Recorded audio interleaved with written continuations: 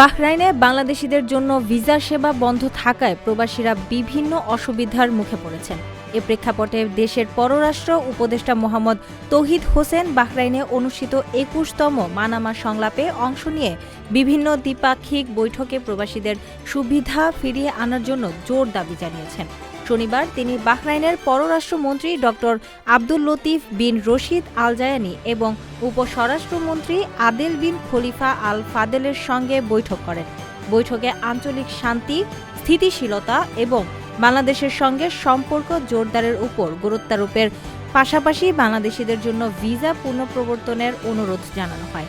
Visa সুবিধা, পারিবারিক visa issue এবং প্রবাসীদের অর্থনৈতিক অবদানের স্বীকৃতি নিয়ে বিস্তারিত আলোচনা হয়েছে। এছাড়া সাজাপ্রাপ্ত আসামিদের স্থানান্তর চুক্তির সম্ভাবনা খতিয়ে দেখা হয়েছে। পররাষ্ট্র উপদেষ্টা কাতারের পররাষ্ট্র প্রতিমন্ত্রী ও সিআইসিএ মহাসচিবের সঙ্গে বৈঠকে কাতারের নিরাপত্তা, রোহিঙ্গা সংকট এবং আঞ্চলিক সহযোগিতার বিষয়েও মতবিনিময় করেছেন। সংলাপের অধিবেশন ও সাইড ইভেন্টে অংশ নিয়ে তিনি আন্তর্জাতিক নেতাদের সঙ্গে আঞ্চলিক ও বিশ্বব্যাপী নিরাপত্তা ইস্যু নিয়ে আলোচনায় অংশ নিয়েছেন।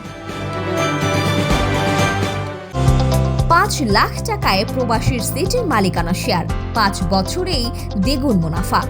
আপনার স্বপ্নকে সম্পদে পরিণত করতে আজই কল করুন স্ক্রিনে দেওয়া নাম্বারে।